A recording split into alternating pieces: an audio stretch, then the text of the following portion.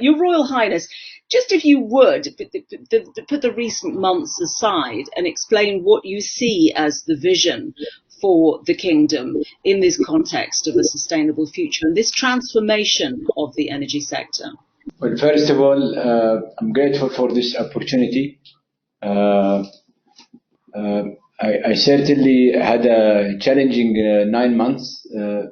I started with a supply crisis because of what happened to Abqaiq and Khurais with this malicious attack on our facilities, and then there were quite a few substantial issues that I had to attend to, including Corona and how to mitigate and live with the virus and how we can contain the impact of it and certainly our well-being as human. I still believe that the coronavirus impact is more of a human impact rather than economical in terms of the first degree of impact. The human loss, the disruptions of education, the disruption of healthcare, the disruption of economic activities are all are compounded into making our life tougher and harder. But it's also, it gives us an opportunity to provide for, to live up to the challenge and ensure that while mitigating the impact of the virus itself, we still are adhering and attending to our sustainability objectives and growth and maintaining our programs in action as they were, albeit with this massive challenge that we all have to attend to it. It's also an opportunity to see how the world is being interconnected and how much IT is providing us to enable us to continue the dialogue, to enable us to carry on attending to. I've attended serious meetings with regard to energy. Probably the two most fundamental events that I've ever thought I would ever attend when it comes to bringing stability to energy markets, and they were done virtually.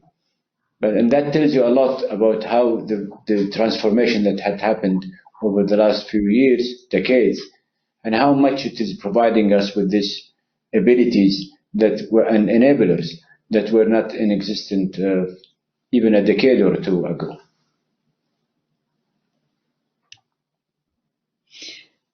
What sort of, when we talk about this redirection of capital expenditure, what does this mean for Saudi Arabia? How does it affect that? Well, it is challenging to move away from our agenda as we had it before the virus itself. But I still believe that it is, we are in the process of mitigating, and we are mitigating, and we're living with that thing. I believe our energy agenda as Saudi Arabia is of paramount importance, that it has been given a serious priority. We are also enabled with the right wherewithals and the right enablers and the right institutions. We also we have a leadership that do value sustainability. And also, because we are the host of the G20, we wanted to make sure that we use this platform to invigorate more attendance to what we are trying to do for ourselves, and being a member of the global scene, that we are working with others, prominent others, to ensure that we all move and direct our resources towards common objectives, common goals, common programs. We are vigorously moving within the G20 concept, which is called the CCE, which is the circular carbon economy, which bring a lot of goodies to the people, like the guest of this event just a while ago, Dr. Jane Goodwin, who is more concerned about the environment, and also bring growth, bring use and efficient use of resources, which is also good, an enabler for maintaining our sustainability. And it also mitigate environmental issues. We believe that CCE would be an excellent solution to attend to all of these concerns of how we can bring growth, how we bring economic prosperity, how we can mitigate the issue of energy poverty, how we can enable people to have, the 2.6 billion people that do not have a mean to cook with any fuel, and they do use biomass, how we can bring electricity to the 850 million people that they are devoid of any electricity. These are challenges. How can we attend to the issue of plastic and make plastic more usable, in fact, and mitigate the use of wood as a way for packaging, because we believe that reused plastics is much more economical and actually more environmentally sustainable than having to cut trees and do damage to forestry and what have you. These are common challenges. What we are, as Saudi Arabia, we're trying to lead by example. We have a serious efficiency program. We have a serious program when it comes to our own domestic consumption of electricity. In 2030, we will be using 50% of our electricity will come from renewables. And we're putting our money where our mouth is. We will be very soon announcing a project on solar that will take the lead on terms of the lowest, probably the lowest, if not, I'm sure it will be the lowest cost of per kilowatt of electricity. We will be announcing it very soon. So we are not only producing electricity from solar, we are taking a record numbers and we're making records, and we are willing to compete with a lot of people that would claim that they will do it better than it. Could you believe it? Saudi Arabia has a wind electricity, and we will be expanding on that. 50% of our electricity will come from renewables, 50% will come from hydrocarbon, but biogas. It will be the most efficient power sector in the whole world, and I'm willing to lay money on that. We have the most serious, most effective efficiency program, which led the IEA to ask us to come and demonstrate it to many of these countries. We will have a more price reform program that would enable us to bring this energy sector to a level playing field with the various energy sectors across the world. So our competitiveness will be even seriously improved, because we are pushing in terms of efficiencies at all levels, efficiencies of cost, efficiency of how we use our energy, efficiency of how we can even use our resource itself as a hydrocarbon.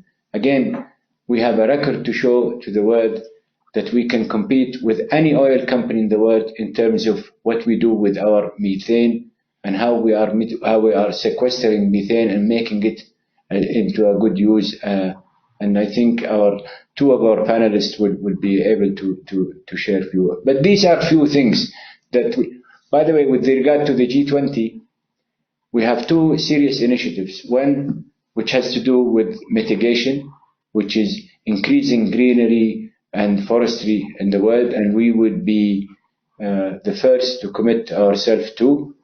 And one which has to do with adaptation, which is how to improve the coral on the seabeds.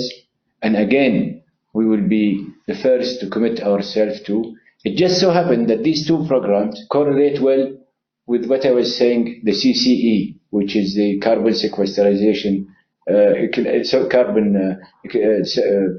the carbon circular carbon economy, which again looks for all the choices and all the alternatives to ensure that we use energy in the most economical, sustainable way possible.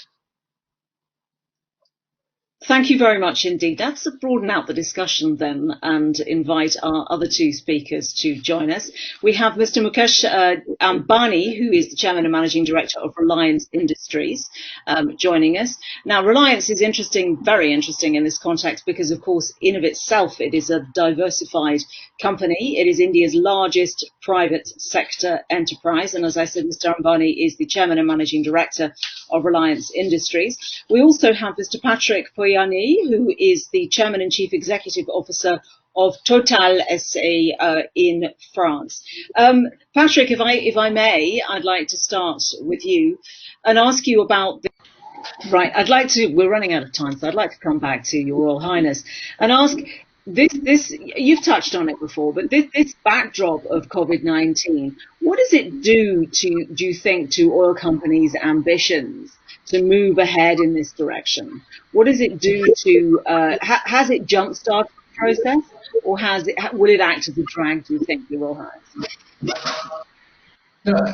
No, I see it that it is a virus, but I see it is a challenging virus because it just brings a serious bill that we, the whole world, should adapt to the idea of working together to mitigate viral diseases and spend more and allocate more money on healthcare programs to ensure that whatever we went through in the first episode of the first 2 months should not be repeated globally. But I believe the challenge is more of a medical. However, since this medical situation hampered and really reduced the will of people to overcome the economic impact of it, because again, I cannot recall even in any period of history that this world economy has ever been impacted in such a way, or affected in such a way, or is challenged in such a way. But and I believe that we should not, even if we mitigate it and it's all quiet in the Western Front, that we just cheer it and then move on, because I believe that this virus has its own sirens of wanting from the whole world to be attentive to viral diseases and attend to it properly.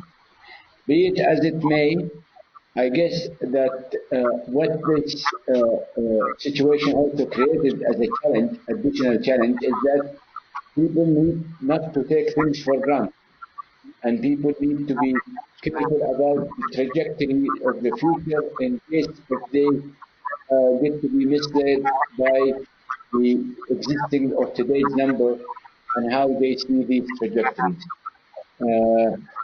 Patrick and they see a lot of economists, and they tell me all these nice, fancy, progressive growth and none of them just shows us what would happen to a crisis, of natural crisis or medical crisis as such would do, and how people can be ready to mitigate it. Without that, I think that sense of readiness would not be there. And therefore, okay, I believe that what this thing has done for everybody is, I think, that the hardest and toughest lesson that is learned is that let us not take things for granted. There are all sorts of things that could happen to the world that can sway us to be much more prudent and careful and cautious on how we attend to the future. Your Royal Highness, what will happen to oil production after 2050? It's a question I put to Patrick earlier on, and it's a question that we've had coming in as well from Kola Kareem, CEO of Shoreline Energy International. Is there a short answer to that question? You know, I'm very grateful for the question. You know, I wish you were with us today this morning. I was working with a breed of young Saudi, working on a program, we call it hydrocarbon sustainability program, which is, I believe even Total is involved with us in that program, which is how to make sure that we use our molecules of hydrocarbon and put it to good use in an environmentally safe way, commensurate with what the world would be in the future. I can assure you Saudi Arabia will be not only the last producer, but Saudi Arabia would produce every molecule of hydrocarbon and it would put it to good use, and it would be done in a most environmentally safe and sound way, and it's the more sustainable way. And we love challenges. And I love the idea of being challenged. And I love the idea that I have a young crowd who live a life of challenging life. You know, I think we in Saudi Arabia are just gone beyond the so-called political correctness or social correctness to one of saying, no, there is a challenge for us. We would have to live up to that challenge, which is we are sitting on a huge amount of hydrocarbon. We'll make better use of it. We have a serious program on how to convert oil and gas to chemicals. Where we can go beyond that of primary chemical to secondary and tertiary, and we go all the way to the even, today as we speak, we just realized as a result of COVID, and I'm sorry to take much of your time, that we have the ability to produce all the N95s. We haven't done that. We're doing it right now. All the PPEs, because we have the right ingredients. The N95 is the mask. Yeah, the PPEs, we will be producing it. We are now producing sanitizers. Just it takes discipline and committed people. You should come and see the young men and young boys and girls of Saudi Arabia, how much they aspire to be challenged and how much they are inspired to attend to these challenges. And the kind of enablers and the kind of that are in existence today is one that enables them to say, I can reach out to these goals. So we will be setting the pace. I know that Patrick and Mukesh, they know us well. Not only that, we would live to that challenge, which is we will be the pace setters. So in 2050, I would not be there, but I'm willing to take something to say we will be the last and biggest producer of hydrocarbon even then. Thank you very much indeed, Your Royal Highness. I'd also like to thank Mr. Patrick Poyani of Total and Mr. Mukesh Ambani of Reliance Industries. Thank you very much indeed.